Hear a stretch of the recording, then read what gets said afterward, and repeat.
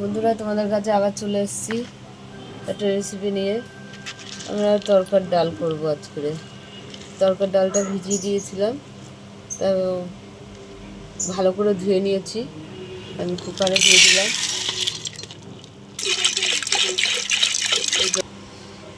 নুন দিয়ে দিলাম। ডালের সঙ্গে আমাদের থাকবে রুটি করে নেব, বসিয়ে দেবো।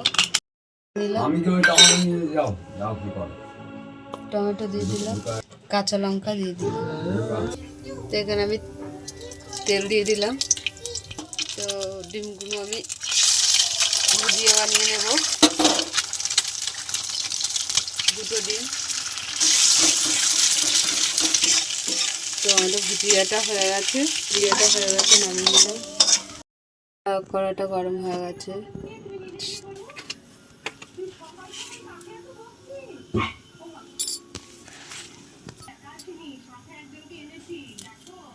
একটা এলাচ, দুটো দারচিনি দিয়ে দিলাম, পেঁয়াজ কুচি দিয়ে দিলাম। আমাদের পেঁয়াজটা ভাজা হয়ে গেছে।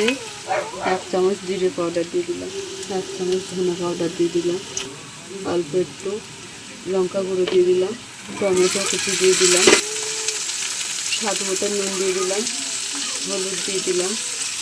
ভালো করে কষিয়ে নেব। এখানে আদা, রসুন, কাঁচা লঙ্কা, টমেটো দিয়ে দিলাম। তো মশলাটা ভালো করে কষিয়ে নেব।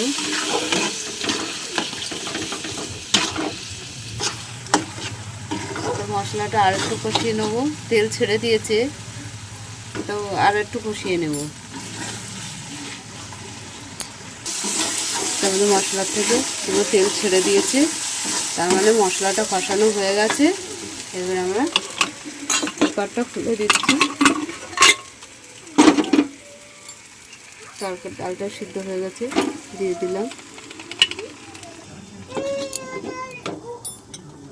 ভালো করে মিশিয়ে নেব।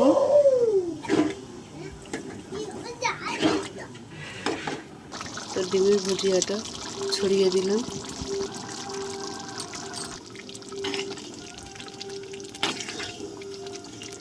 এখানে ডিমটা নিলাম, সিদ্ধ ডিম গ্রেট করে দিয়ে দেবো।